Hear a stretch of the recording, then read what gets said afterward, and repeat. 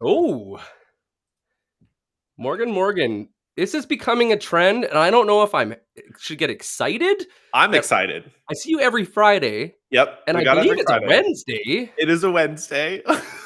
What the heck? What have you been doing, man? These are all your things. You keep on scheduling new ones through the week. Well, it's funny you should ask that, Morgan. Okay. But there was this incredible gentleman Mhm. by the name of David Dember that reached out that wanted to do a collab. Mm. And when David Dember asks to go and do a collab, You say yes. you say yes. You And say yes. so, with that said, I think we got to bring on David. Let's bring them on. Hello, Hey, David. What's going on, fellas? What's Hey, going man. on? So happy to be here. How are Fresh you? off the conference, got to move in. Like, if that's Yeah. not beast mode, I don't know. Yeah, man. Oh man, and we're gonna dive into that. But yeah, let me tell you this. Let me start off by saying these last few months have been absolutely bananas and insane. And what do I mean by that? I have jumped from hotel to hotel to hotel to another hotel, then to a hotel outside the city, back to the city in Orlando. And then now I'm in the Airbnb, which then I will be in a new home in July 1st. So Yeah. I've been living out of a suitcase. Man, that's insane. With a brand new job. So like learning from a fire hose, learning from the master David Delaney at 10 Bound, starting a new community at 10 Bound Plus, really being the glue and tissue of 10 Bound, like so much. But I love this stuff. This stuff pumps me up. You know what I mean? Yeah, Like man. I think one of the things that, you know, Kobe Bryant said was he always looked for the things that were challenging, where he thought in his mind, you know, I want the things that I don't know if I can do it. If you feel like, oh, yo, I got this, like no problem, those aren't the things you want. Like I wanted something when David Delaney put all this stuff in front of me.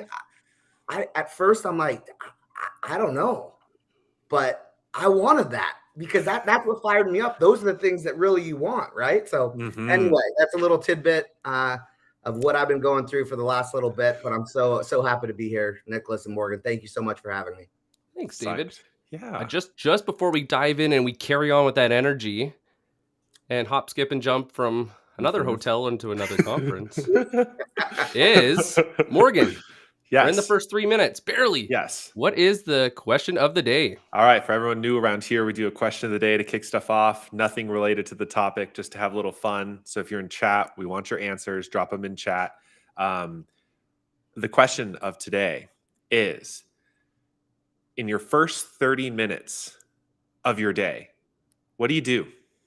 It's kind of related to today, but like, are you a roll out of bed, right to work kind of person? I did that for like 2 years. Or do you roll out of bed? Do you have like a nice morning? Do you have some coffee? Do you read the newspaper? Do newspapers even exist? Maybe you're on your phone scrolling somewhere. Like, what do you do to kick off your day? What's the thing that you're doing that really that sets the tone for your day, if you have that? And if you don't, no big deal. What do? Do you just roll out of bed and start clickety clacking on the computer? I don't know. Nick, what do you do? I have a question. It's not the question of the day, but okay. I kind of secretly wonder when we do the cue of the day, do you just come up with it on the fly, or do you have it ready when we start? No, I usually just come up on it on the fly. Yeah. Valid. I see. I do? I think it's actually really important the first 30 minutes to have a routine. And I also think that you should have a routine to stop work too, because, you know, as sellers, we're basically like franchise owners, and like, you know, it never really starts and stops unless we put a start and stop to it. And so instead of wasting a whole bunch of time running around like a chicken with your head cut off, just have a regular routine, whether it's, you know, I love reading in the morning and writing. There's something about reading a little bit and then just writing. I am horrible at writing, but it gets my ideas, it clarifies them so I don't sound silly when I do these. Just kidding, I still do. David, how about yourself? Yeah, you know, before I get into myself, like kind of going through some of the, you know, thank you so much for everyone that's like really chiming in here. You know, Austin, Greg, Kelsey, hello from Missouri. You know, gotta love Orlando. Ashley, much love, shout out. You know, definitely folks reading books. Let's see here. Pick up the house and have a little espresso. I mean, that's epic. Like, are you drinking like a shot? Are you taking 16 shots? Are you dumping it on your head? I'm not quite sure, but like, I dig it. I dig it. Like, having that routine is so important. Andreas, welcome. Hey, routines are so powerful. 100% agree. And we're going to dig into that. Greg, thank you for some of the comments. Keep the comments rolling. You know, Austin, what's up? Love all this stuff. But to answer your question, having your routine is gold. Let me say that again. Having your routine is gold. And so when I wake up, I hit the gym. I get those endorphins kicking, right? So the neurotransmitters in the brain, if you're feeling either anxious or depressed or, you know, fearful, that really helps. It really helps those transmitters fire in the right way to get your day going, right? I then feed the kids, make sure they're good. I watch a little SpongeBob with my daughter, talk to her, play a little game. I'll tickle her and make her say different names, like almost like when we were kids. What was it? You know, where you said uncle. So basically, I'll tickle her and say, your name is Marsha. And then I'll just keep tickling her, and she tries to say other names, and she won't say it until she ends up saying it. Then I'll stop tickling her. But anyway, I'll play some games with my daughter Peyton, and then Mason, talk with him about his day, what he has scheduled, really starting to build that framework for my children, right? Like really what that means to work hard and to have a routine. So then I sit down, I process and channel all of these things in my mind, where I sit down, I listen to Dr. Eric Thomas, right? His message is so strong. And, you know, personally, I can really identify with some of his pain he's went throughout his life. You know, I have a very, you know, my past is pretty dark, came through and overcame, you know, I'm a trauma survivor. And obviously that could be something talk about later down the line, but really identified with his pain. So people may not like him because his energy is super hot and like will just kind of like, whoa, could kind of blow you away. But I find that one YouTube in the morning that really resonates. And then that allows me to find my beast mode to pump up my day. So that's awesome. just kind of like having a little routine there. That's great. I saw the favorite one I saw. Austin's is so funny. Get up, weigh myself, make excuses about why I shouldn't go to the gym, drink pre-workout, sigh deeply, and then work out anyway. My man, that is a way to get the day started. Hey man, hey yo, if that's the way, like we all have our way, right? Mm-hmm. I back into my lifestyle. Like I have done a vision board every single year, and I put the things on there. Right? Put the private plane. This is for me. Like, so no judgment. If folks are 9 to 5, no judgment. This is for the life that I want. The private plane. I want that. Be able to jump on a plane at a random time where I'm chilling with the kids on the couch. We're like, what do we do? Like, yeah, let's gas up the jet and let's go to Mexico. Let's go to Europe. Let's go to Paris. Like, how sick would that be? Where you ultimately can just be able to sit on a couch and you're like, yo, what do we do? You know what? I want to see the Eiffel Tower, and be able to just call up your flight attendant or be able to call up your pilot and be able to be like, hey, we're doing this, and be able to go. It's go time. What does that look like? Then I start calculating these numbers because we talk about KPIs. We talk about numbers. I want to know how much this stuff costs. How much does a private pilot cost? How much does a private plane cost? Are you renting it? Are you leasing it with some people? Is there like an Airbnb? Is there like an Uber, which I know there is, kind of like flights? And I realize, and up in the comments, this economy, it's tough right now. I want to give a shout out and want to share my heart with everyone that has lost their jobs during this difficult time. And I have been personally reaching out to many.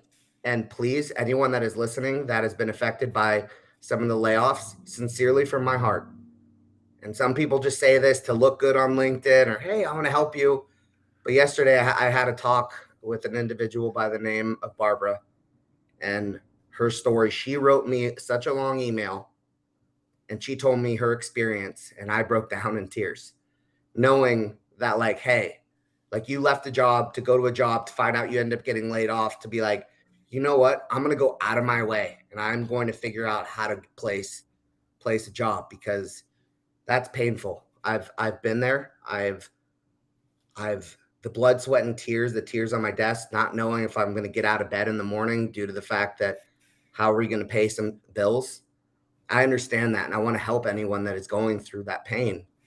And I want to help. I want to make intros. So just quickly want to share that sentimental thing, that I'm here in our community. I got your back, real talk.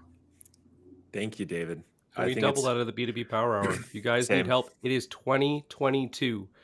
Nobody should be suffering in silence. If you need help, shoot a DM, get in the comments, reach out. We're here to support you. Yeah. I only can echo and resonate everything that's just said. My LinkedIn feed's been full of all of the layoff announcements, and ironically, a bunch of simultaneous hiring announcements. It's just it's such a weird moment where we're currently in. But David, I want to ask you something, and I see this kind of floating around in LinkedIn. How do you think about structuring your day for success? Are you like a time blocker? Do you and how detailed do you get? Because I know, so here's the thing. Sometimes I've seen advice. I've had people give me this advice that says, you want to block out 15-minute increments. You want to get really detailed. You want every minute of your day scheduled. And then there are other people who say, well, maybe not. Maybe do like an hour at a time or an hour and a half, and sort of lump things together into those time blocks. So how do you structure your day for success? Totally. Great question. And we got to simplify things. All this could be stressful, right? 15 minutes blocks, 30, is it an hour? Is it this? Is it that? Scratch all of it. Scratch all of it. And I'm going to tell you these tips. And if you have a pen and paper handy, get it. And I'm going to give you 5 seconds. Just kidding. But get your pen and paper. this stuff that I'm going to tell you has allowed me to, and this isn't about me, but this has allowed me to get promotion after promotion after promotion, after jump to a next. Like, I've continued to level up due to the fact that I have this system that works. And I'm going to share it today. So the folks that are on, you're in for a treat. The other people, well, I don't know. They might be out of luck. You can tag them in the comments if you want. Be like, hey, come on. Yeah. It's getting hot right now.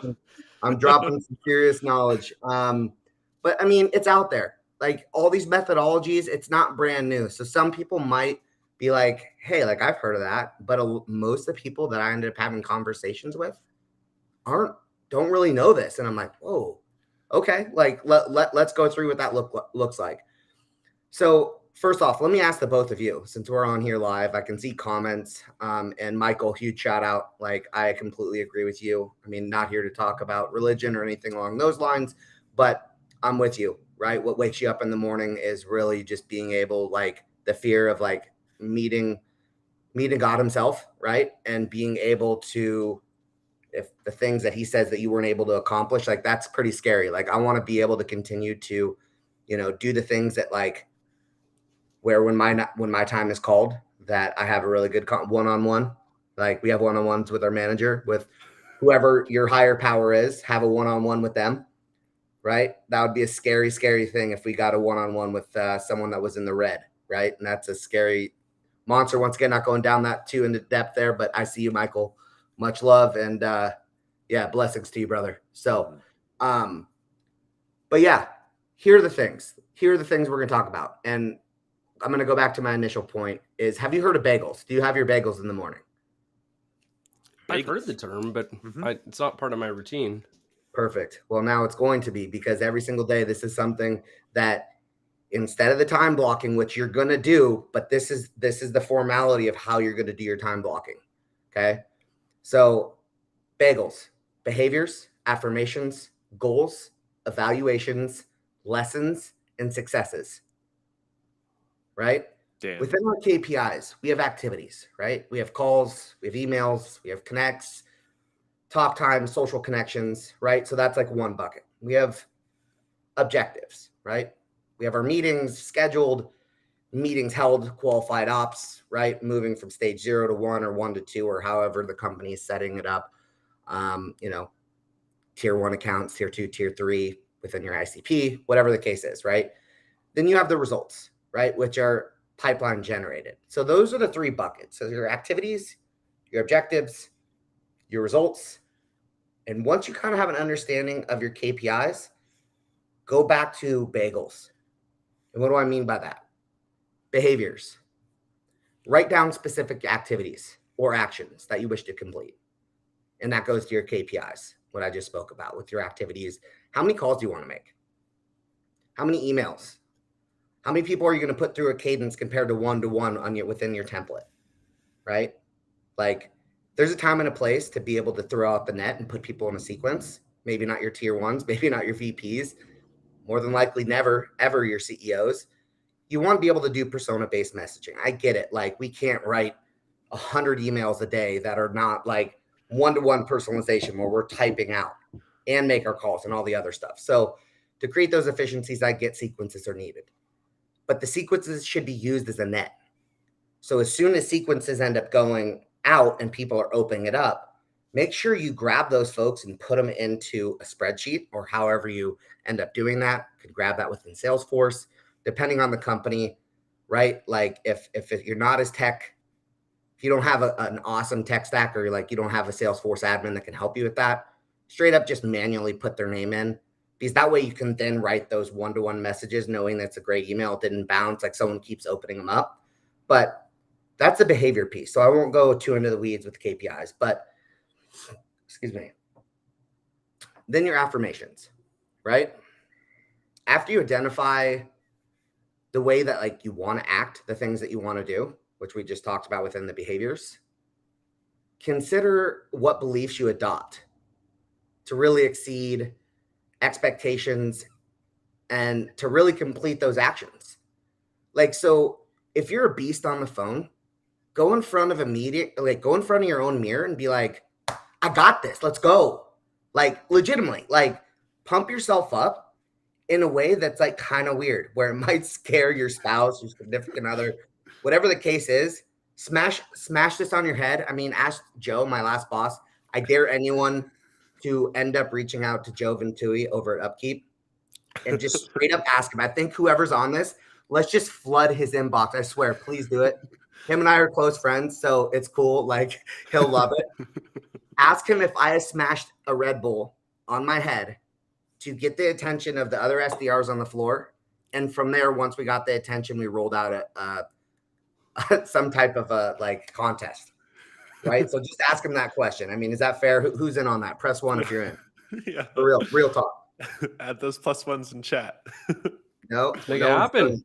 It's okay. There's a little delay, David. Sometimes it'll cycle in through. Seconds to 10 seconds. So connect with him, write in the comments, connect like, hey, is it true David Dember smashed it? Anyway, so they can be simple or complex, really depending on, what the motivating factor is. But really, I tell myself in the mirror that I'm going to stay on the phone. I'm going to stay in the pocket 3 seconds longer. If someone pushes you off the phone, try to ask another question, or be able to ask a question to be like, interesting, like, tell me more, like, hey, we're not in the market. Or if somebody ends up trying to push you off the phone, being like, hey, no, totally fine. That's okay. The reason for my call is, simply that we've had a few changes here from the last time you looked at us, right? So like, if you're going through your dead ops, you can be able to like create conversations that way and be able to at least be able to say, hey, you know what? I know you're busy. I'm actually busy as well. I was looking at your calendar, possibly sometime next week on a Tuesday or Thursday. What's better for you, 10 or 1? Right? Like, being that assertive, give your confidence. So I really talk to myself with the affirmations piece. And then I roll into evaluations. Look at your actions from the day before. And if you set this stuff up, your one-on-ones with your manager are going to be so money, because you already put an action plan with them instead of just sitting on your one-on-one where they're telling you what you need to work on. You're your own manager. Hold yourself accountable with bagels every single day and tell your boss this. And then they're going to be like, whoa, this is nuts. Like, you came more prepared than I did, and let's work off your bagels to help you improve. Or for some of the folks that are on, or you can use Jenny.ai. That's something, just a little plug for Second Nature. That is a pretty cool tool. If you haven't seen Second Nature, that's next level. Then lessons, right? Examine like your processes. Always be testing. Lavender's always says that. The Will always says that. Always be testing, and it's so crucial. Find the things that are like really important, right? Like, all right, this email didn't work. This person's opened it up. Like, get weird, get different. Subject lines matter, but throw some emojis in there. Like, really, that fifth grade like writing level that has allowed me to stand out. If your email or your outreach looks like paragraph, space, those get deleted. Stop that. Stop. Like, space, emojis, etc. So I'll pause for a second. I know that's a lot. And so, like, I know that I can go down more, but I just want, for the sake of time, I don't want to steal the entire show here, if you feel me. Nah, man, great acronym. So I thought we were going to talk cream cheese for a moment, and I was like, I'd be down for that, but I think there's some deeper meaning here. I was actually thinking of taking it back to coffee. Oh, coffee, indeed. So okay. With your bagels, when we talk about prioritization, the bad seller is the one that's hungry. They're the ones that have nothing in the pipeline. Mm-hmm. So if you're sitting there with your bagels and you have your coffee, if your coffee's not almost full, you're not going to be the best seller you can be. But what you want to do as you're prioritizing your activities for the day is you always want to be topping up your coffee. And the key is for it to overflow a little bit. And the reason why you want it to overflow a little bit is sometimes people aren't a perfect fit, or the pain fades, or there's something else going on that doesn't allow you to prioritize your time with the best contacts. The best sellers have bagels and a full coffee. Well, Nick pokes fun at me on some of the live shows. I'm a marketer by trade, so ooh, God, I'm one of those guys. I didn't know. But when I started working for myself, I had to learn how to sell, basically. And consultative sales and being somebody who works for himself is a lot different than SaaS sales and the audience here today. But Nick, what you just said is so dead on, because whether you're a seller in a SaaS company or you're working for yourself, the same lesson is true. If all your eggs are in one basket, it is a risky situation. If you have your coffee half full and there's no coffee pot that's brewing more coffee, or there's no activities that are helping generate more stuff out there, that coffee may dry up really quick. It may, somebody says yes, yes, yes, and then they say no. And then what are you going to do, right? And it's so important. I love, David, what you're pointing to, where you're mapping the activities and your objectives and your priorities for the day to the more personal ways that you're living and you're showing up, your behaviors, right, your affirmations. Like, these things are not like, this is what other people see, but this is actually what you're doing. Like, bagels are the things you yourself are paying attention to. And that's, to me, really powerful. Can change a lot of people. No, for sure. And it changed my life. It really did. And you have to stay committed to it. You have to really just have on your desk your bagels every morning. And sometimes it's like, I don't know, but think about it. If you're shooting your shots, like, let's say ultimately you go to a firing range and someone blindfolds you, and you're just shooting. You don't know where your target is. You're just firing, just shooting. I mean, maybe I shouldn't go in that direction, just because everything that's going on in the world today. But if you're throwing darts, mm-hmm, and you're blindfolded and you're spinning around in circles, how do you know where the target is? Just hit blue, David. But everything's blue. Hold on, blue. Hit blue. You just got to hit blue. Right? Like, I feel like dance mode. Like, I don't know. Like, what are we doing here? So, mm-hmm, I mean, staying focused within your KPIs, understanding, tapping into your emotional intelligence of, like, asking your manager. Like, anytime I end up speaking to anyone, like, I go in, anytime I've gone to a new job, one of the things I ask my boss right away, what are your pet peeves? What are your pet peeves? Like, I want to get inside my manager's head. I want to understand, like, okay, like what gets you excited? What pumps you up? Because then if I'm hitting certain metrics or I'm doing this or I'm able to show them that, hey, like, remember this tactic that you ended up showing me? It has created this. Then you're building a relationship and bond with your manager. And that is going to help you have your champion, meaning when it's time for promotion or you're crushing your numbers, you can have that real-time conversation. Real-time conversation with them where they're going to help you get to that next level for real though. So using emotional intelligence is also very, very important. One of the things I lean on when thinking about sales development, my activities, understanding somebody's why is huge. Mm-hmm.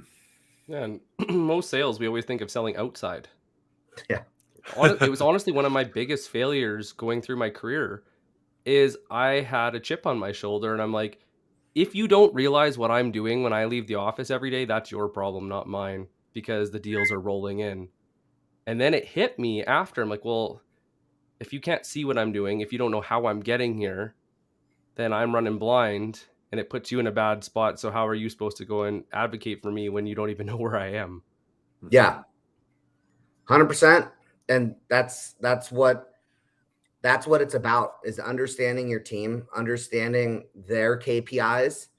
Like, I always try to understand the organization as a whole, because if you can do that and you can make an extra effort to help somebody else out, knowing that, hey, they're buried, you know what? I'm going to try to help them. I'm going to try to find a way. It's like, hey, let's ride or die together. I'll walk through the fire with you. And then they're going to teach you, if you end up working with marketing a little bit, and that's how I've started to get some marketing, like they're going to teach you some of the things, what their KPIs, how do they get bonuses? How do they, like, right? And then now you're able to understand your KPIs, their KPIs, your boss's KPIs. How do they get that bonus? Because if they're so close to hitting their goal and then you're able to really just like help them out, then it's like, yo, I see you. I see you. AKA, let's get who want to get paid, Denzel Washington mode. You feel me? Jerry Maguire out of the 90s. Show me the money, man. Show me the money, baby. Show me the money. Actually, So, this brings up something interesting. I always use the term leverage, but like low effort, high output. Sort of, you put a little bit of effort here and you get outsized results. So in your life or in your day to day, what are a few things that you see are really high leverage activities on the day to day, like where you put in 5 minutes, 10 minutes, and you get crazy results, either personally or in sales and activities? It doesn't have to be just, pipeline related, but like when you think about leverage, what are the things you pay attention to? I pay attention to a lot, and that has to deal with my own personal stuff where, anytime I go to a restaurant, anything, like, I always know where my exit is in case something bad were to happen. I know where the bathroom is. I know, like, if someone were to walk in the front door with something to, hold the right, just like we were talking about, not to go down that path, but like being very observant. Like, sometimes some people will be like, dude, you're very outgoing. But other times when people will see me, I can be also very mellow because I am introverted at times, believe it or not. I'm like pretty introverted. Like, I have to like recharge. Like, I like my alone time and like sit in my thoughts and really just kind of do the Zen. Phil Jackson, for people that are sports fans, like, just kind of go Zen, meditate, trying to think about my life, the things that I've overcome, the obstacles I've overcome, but helping others. I think if you the output there, the amount of people that I've been able to just with no expectations go out and try to help somebody, no strings attached. Because later on, the funny part about that is you help someone, they remember those things, and you never know where life leads. And if you're that person one day where you're getting laid off, those people remember. Those people really remember. And don't use this as, okay, I'm going to help people, because if they end up moving up to become a VP or director, then they're going to remember me and they're going to help me. Don't look at it like that. But the more you help other people, if that's in sales, trying to, devote 30 minutes to helping someone, with outbound activity, trying to help them really work on their framework, or if it's just doing something nice, going to a gas station and just if somebody's doesn't have enough money to pay for something. Like I always try to go out and be like, a kid didn't have enough money to pay for some candy. Like he was really wanting this candy. And I said, he's like, oh man, all right, I'll put it back. I'm like, no, bring the candy up here. I got you, man. He's like, really? I like his eyes look like I was like superhuman, like super beast, like the coolest person in the world, celebrity mode, just for something small, or pay for someone's dinner. Like I look for a family and I can tell from a distance that they're saying that it's the nicest restaurant they've ever been to, and it might just be an okay restaurant, but they're really grateful to be together. I'll pull the waitress aside and say, you know what? Let's take care of the tab. Don't tell them who. I don't want to. I'm not here to take credit. Just pay for it, right? So it's always finding those opportunities, keeping your eyes open, and not walking past things and being like, not my problem. I think it's even reminding yourself, like, I do a gratitude journal, kind of going back to your bagels. So as you're talking through, I'm like, actually, I guess my morning routine's kind of close. But I think one of the things in sales that we lose is why we're doing it. When you're chasing something that you don't want, it's easy to go and get distracted. But like what you're talking about, the first thing that comes to my mind is, what is the bigger reason why I'm doing this? Do I want to buy a house? Do I want to support my family?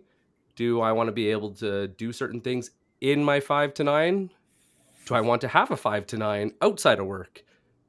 But so many people don't plan for this, and then they wonder why they burn out. I did. I wore it as a badge of honor until it just about killed me.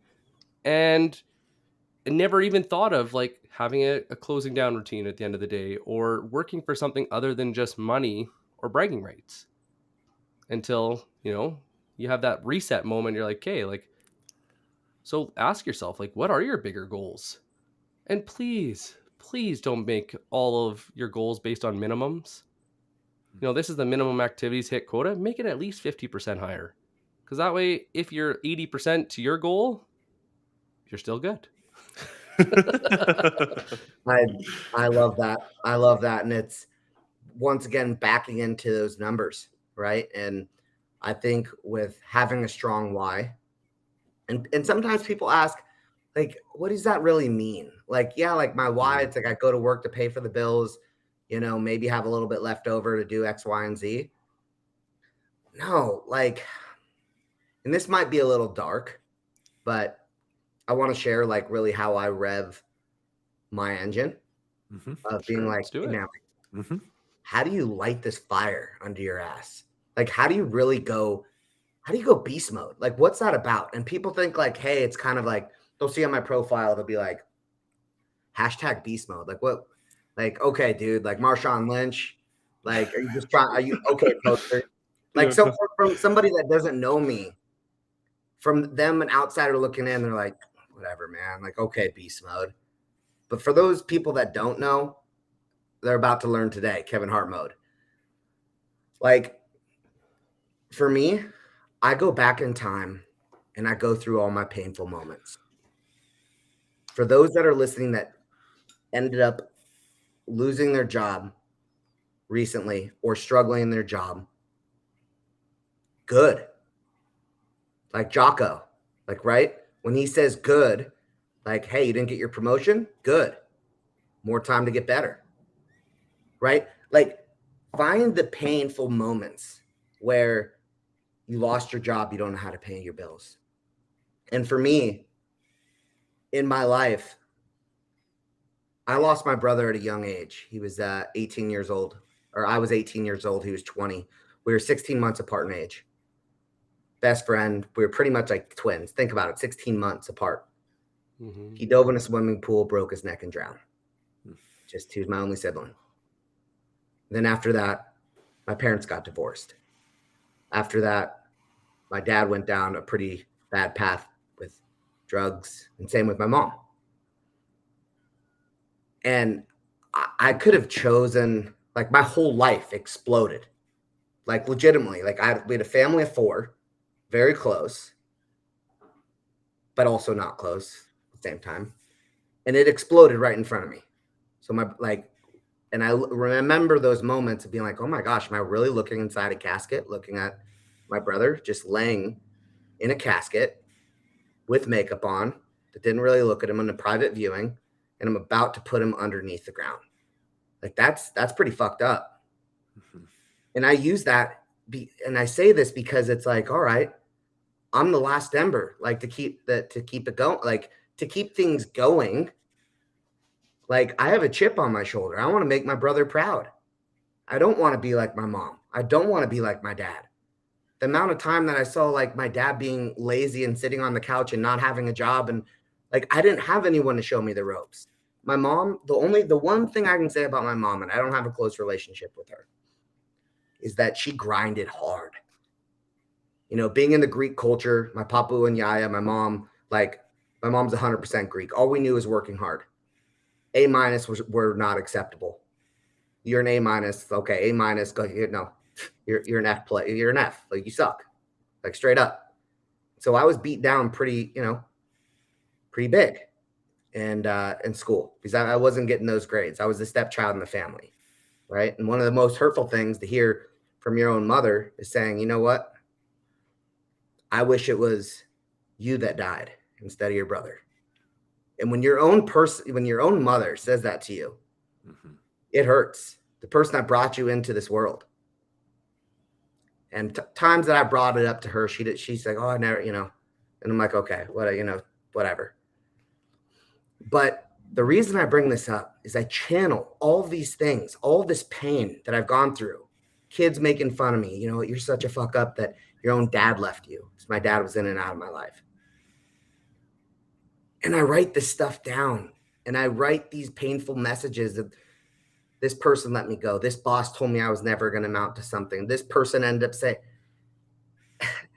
and the best reward and the best thing you can do is prove everyone wrong. Prove every fucking person wrong.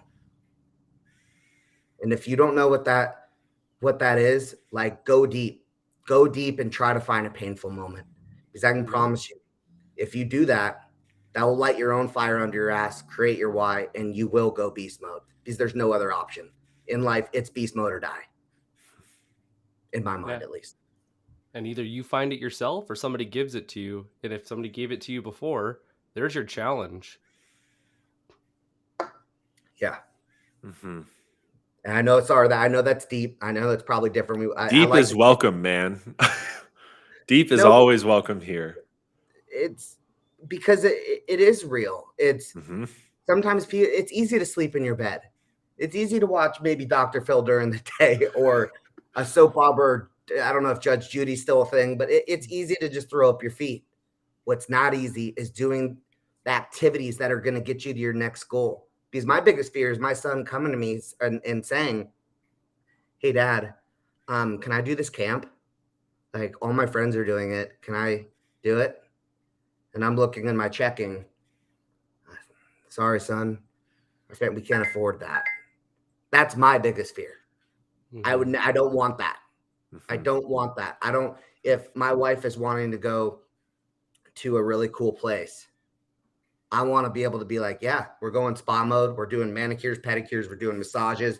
We're doing the full 9 yards. Shoot, we'll hire someone to feed us grapes. Right? Like for reals. Well, facts. That we've done that. It's fun, right? and so these things to me, as I back into what all of this potentially costs, I go on the internet and Google my dream vacations, and I'm like, okay, this costs this. How can I look at my OTE and try to save to do this? How can I 2 or 3x? How can I jump to my next promotion? It's all of these things. It's bucketed into all those painful moments. So find your pain. That's the best thing. Eminem says it best. He thanks his haters all the time because he said he would not be Eminem today if he didn't do that. Listen to his rap. It's all about the haters. The haters got him to where he is today. I can relate to that.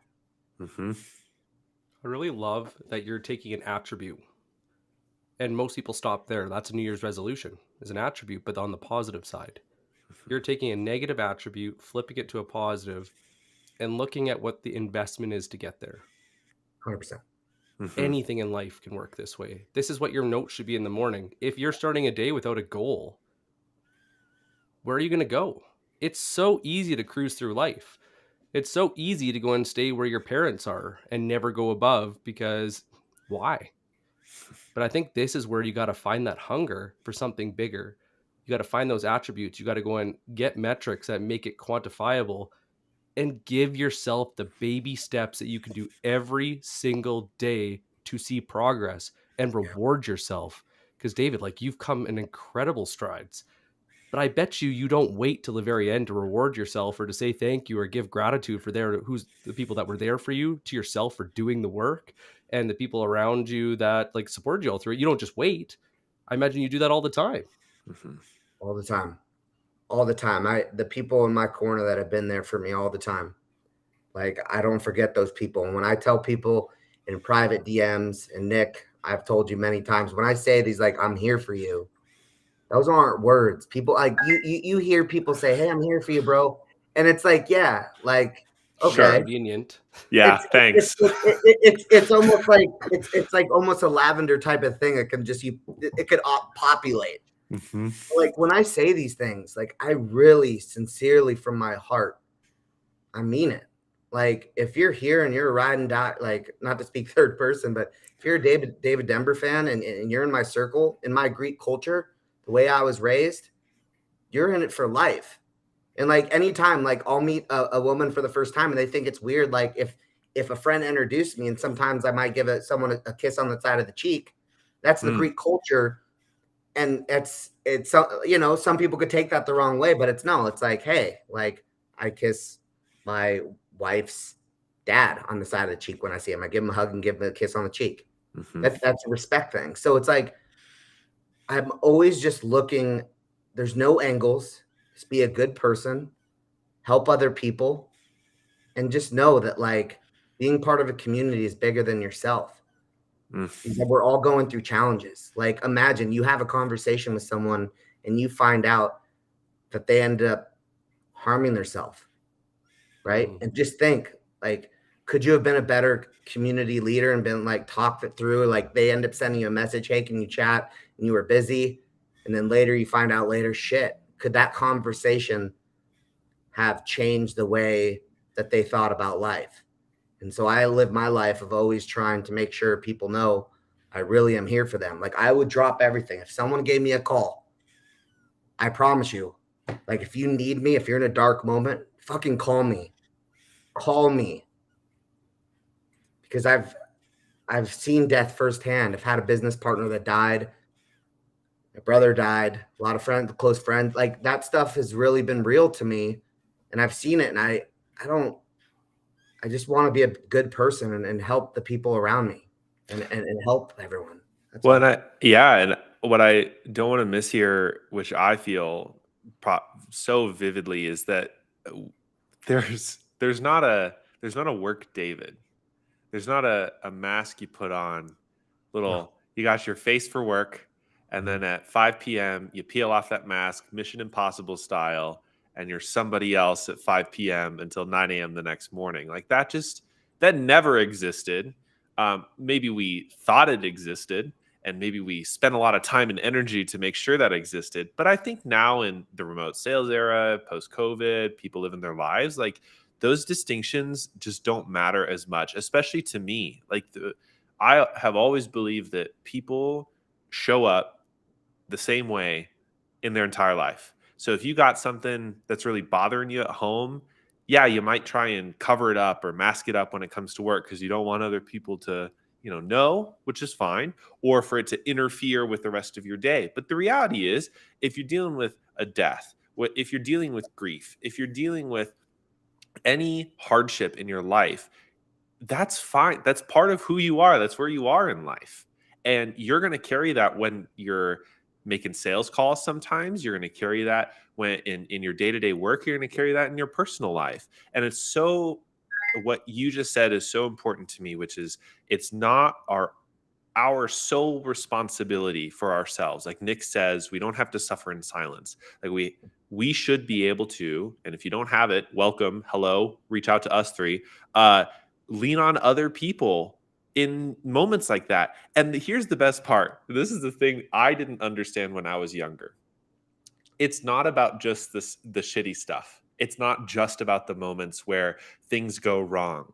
It's also about the highs and the high highs. It's like, David, I just closed the biggest deal of my career. Nick, I crushed my goals for today, right? Like it's this bond that we create with other people. And I think that transforms and has personally transformed my life from, oh, I'm going to go to work and I'm going to do the work, blah, blah, blah, blah, blah, blah. And then I'm going to go home and I have the rest of my life. It's now like, look, I got other people to talk to.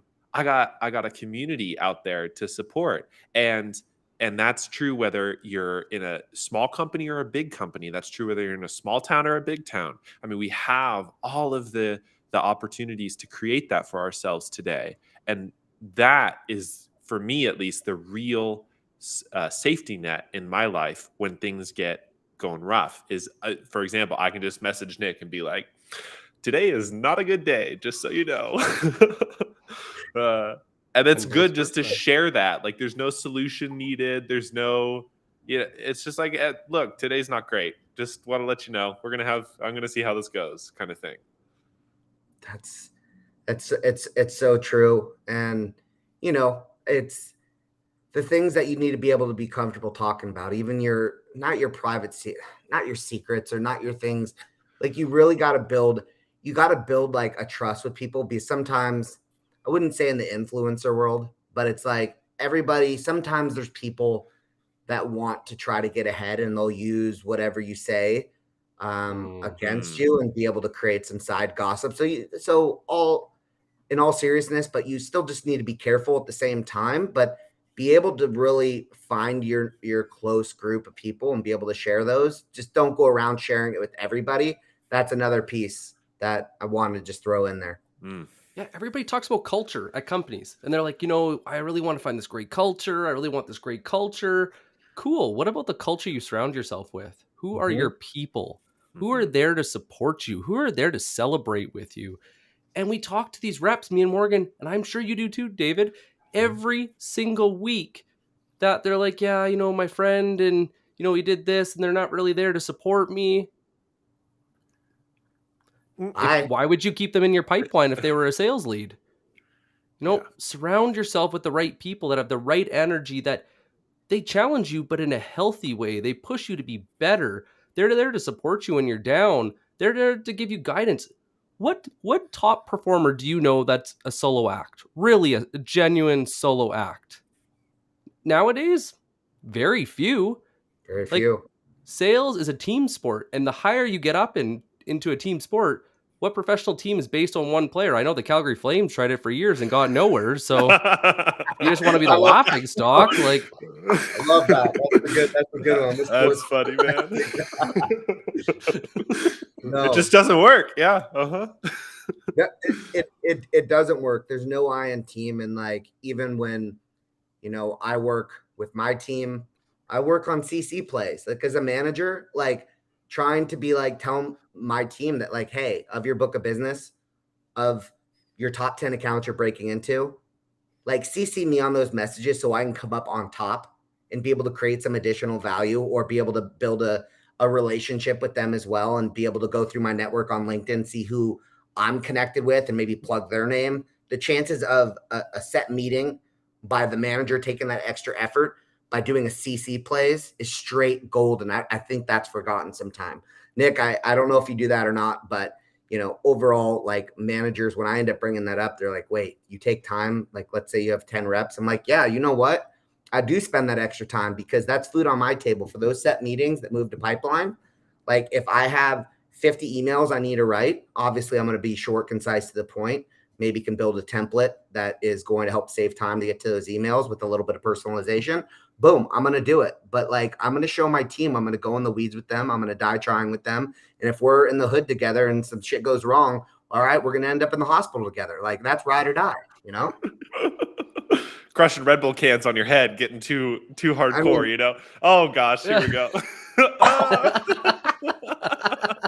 For all our future audio listeners, he just crushed his monster can on his head. Yeah, just that. I don't know. That was weird. I didn't actually do that, so that was really strange. What the hell was that? Yeah. I don't know, man. Mike Jones? No. Nick, I saw you open your mouth. I have a couple reps now, and it's kind of talking about what we said, like find your people. Yeah. That they BCC me on emails, and all they'll write is boom, or they'll send me a screenshot just so that we can have those celebrations. Yes. Yeah. But I also respect the fact too that they'll also screenshot a response and go, "The fuck." Yeah. How do I what? It's like, yeah, like that's a strange response. Okay, let's figure that out together, because I think the one thing I really struggle with sales is everybody thinks it's a science, that it's principle driven, that there's just one right answer. Oh no, that David, that sales advice that you put out there, that's wrong because I do it differently and I get results. Sales is situational. Correct. The only way you get better is by seeing more situations. Just like a grand chess master. They know, they've got that pattern recognition. They've seen enough times what's about to happen, so they know what to do or have a general idea.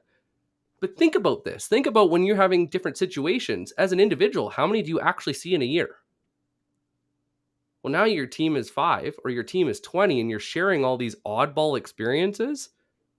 How much faster as a team are you going to learn? How much better is your prospecting going to get with each touch point when you are sharing the wins and those pieces that allow you to prioritize the best of the best? Not what was great 20 years ago, like, oh, back in my day when I used to sell, this is what worked. Cool. That was, pre 2014. That stuff doesn't work anymore. That's why it's not getting results. But when we're using this like situational and sharing, this is where the team sport comes in. And even freaking Lavender does this. Everybody always talks like, well, like I get like these coaches. Yeah, but it learns from you and it shares it amongst your group. Yeah, true. True. So true. I don't want to lose something that you were talking about earlier, David, which is sort of reverse. I mean, engineering, I always stay away reverse engineering your life. I feel like it's almost too scientific and we create like way too many expectations for ourselves. But you're taking your end state and you're bringing it back to today and you're saying, what do I need today to get there? So what I wanted to spend just a little bit of time as we get closer to the end of the session is talk about how do you, I mean, obviously, if we could have the pot of gold at the end of the rainbow, everything is possible. So we could do whatever we want. So how do you think about prioritizing those goals even or sequencing those goals in sales lingo? But like, how are you, David, taking that end state, that end vision, and then translating it back to today, this week, this month, this year? I know you talked about vision boards. So that's great for every year. Are you doing stuff on a quarterly basis or on a more frequent basis? Like, break down some of that for me. I'm curious. Yeah, no, I mean, to kind of like, yeah, it's all backing into everything. Like, I'm a big numbers guy. You can see me in Vegas. I do count cards, just don't tell any of the casinos, right? +1, 0, -1. Like, there's a math to it. And so We'll cut that out. yeah, no. But I mean, I really look to how many qualified meetings, like, because for SDRs out there, like, if you're looking to back into 12 qualified meetings, right? So I'm thinking to myself, okay, if I make 70 calls a day, which basically goes to, okay, multiply that by 5, and then you multiply that by 4, which would make it into the month. But that's going to result in, let's say, 2 meaningful or 2.5 or something meaningful conversations a day, right? And you end up being able to, from those 12 meaningful conversations, you get 3 meetings from that, right? So then you end up setting up your 70 hyper-personalized emails, let's say a week, which is 14 a day. And let's call it a conversion rate of like 1.1%. That roughly is about 3 meetings a month. Mm-hmm. And then 12 meetings, let's call it, by calls, like, right, plus the 3 meetings by the emails, comes out to be about 15 meetings that is set. Now we have to think about the fallout, right? 20% fallout which then backs you into your number of 12 qualified meetings per month. So it's like really staying close. Like, don't get me wrong. Like, I like to have this formula to keep me on track, but I also like to beta test and try different things. I'm like, okay, if I can't get in those calls, because today, cell phones, as you know, it ends up going, it'll show a spam call. It'll show like some cell phones don't even ring just due to the fact that the security, like some of the iPhones are just straight blocking those calls. It goes right to voicemail. And you can't control that fact. So yes, you can make your dials. If someone picks up, great. If not, don't be discouraged. Try other avenues, multi-channel, right? Leaving a voicemail. Then after that, being able to like send out an email. And from that email, maybe you don't have an ask. You're not asking for time, but being like, hey, with you being the vice president of marketing, you know, knowing that X, Y, and Z, like the things that you're focusing on, I thought you would find some value from this one pager. I hope you're having an awesome day in Charlotte. Hopefully you stay nice and dry. Hear the rain's coming down hard this week. Be well, David. You're not asking, right? You're not asking for anything, but you are going to follow up with them later on, and they will remember like, wow, they didn't ask for anything. They wanted to create some value, right? So it's like always trying things. Know that you have to back into the number of what people have seen, and it's the manager's job to really see like, what does that formula look like? I always got my top performer that is really good at writing messaging and crushes it on email or social. And I got my lower performer, and I made a contest where I'm like, all right, top performer, low performer, put them in a room to create some awesome personal, like one-to-one persona-based messages and sequences, right? For either some campaign that we are about to launch or one-to-one messaging to see what would happen, and help to bring that lower person up, and that'll help them. It's like, imagine you're getting like, let's bracket it for the sports fans out there. The 1 seed plays the 8 seed, the 2 seed plays the 7 seed, the 3 seed plays the 6 seed. Let's help each other out. And let's, like, for the person that's really good at cold calls, find the other person that's not getting much luck and get them in a room. Like, do a buddy system game, or managers find some budget and try to move that budget on over for doing some contests together. And that will power up your team or level up your team. It's like, that's so very important. Sorry, I rambled on there, but there's a lot there. No, man. It's really good. And I think the one thing that going through this that I hear a lot is when people talk about or reps tell me like, how do you prioritize your day? They're like, deals to keep momentum. Fair. Cold outreach. Cool. What about warm? But nobody ever has a warm bucket. Who would you rather call first thing in the morning? Right? Who would you rather call? Would you rather call the person that is telling you to F off, or like, why are you calling me?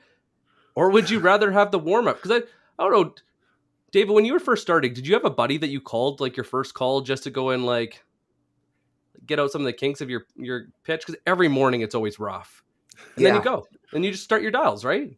You gotta get your voice going in the morning. You have that coffee voice.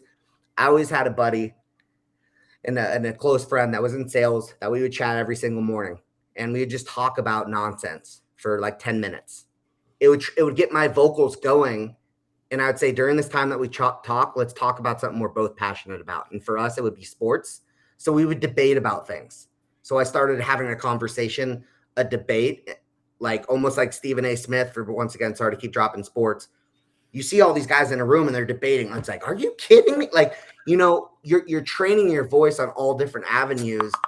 And that is so very key to be able to have that conversation with a close friend to get your vocals working for the day.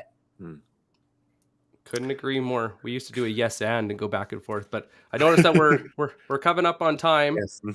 So Morgan, do you want to close us out, or David, is there anything that you would like to add in quick before we close out? I just want to say thank you so much for having me, and everyone that ended up showing up today. Just want to show my gratitude. I know you took an hour to come here today, but rather than that, I'm going to let Morgan close us off. So thank you, everyone. Oh, well, thank you, David, for joining us. We do live shows like this all the time. I feel like today, not only did I learn a lot, not only did I figure out bagels had nothing to do with cream cheese, but also I feel like we actually got to some heart stuff today. And I feel that is crucial in a world where we are showing up as people and not just work robots. You know, we're all people, we're all humans. And I feel like I'm grateful and thankful that you shared your story with everyone here, and that we all got to connect a little bit more today. So my last ask, David, if people are new around here or they're listening to this episode later, where can they find you, and what should they know about what you're doing in the world? Yeah. Well, you can find me on LinkedIn, David Dember, Dember. It's kind of like December, drop the EC, slide the V to the right. That's Dember, but also you can known as David Daniel Dember, born in December, Deca the 10th. So that's a full little thing there. That's a fact. Little Dale Carnegie. Yeah, I know. It's pretty weird. DDD, like born in D. And then my wife and I she's 48 hours apart. She was born December 8th, 86. I'm the 10th, 86. So, Wow. But yeah, to really close things out, I mean, you know, we're launching and we have launched. Like, there's a few folks that are going to be part of the initial beta of 10 Bound Plus. So be on the lookout for this community that we've built. Our team is super excited about this. So please, please, please stay tuned. Follow us at 10 Bound. Follow us at, the Sales Development Podcast. We got some really cool stuff coming up, cool series coming up. So if you're interested, please just shoot me a DM if you want to learn more about 10 Bound Plus. But let me just tell you, it's going to be fire. Awesome. Can't wait. Can't wait. Well, thank you. Thanks everybody for showing up today. The reason we do these live shows is for all of you. We learned so much, and it's great to spend an hour with y'all today. So thank you, David, again, and happy Wednesday. Happy Wednesday. Peace out, everyone. Take care.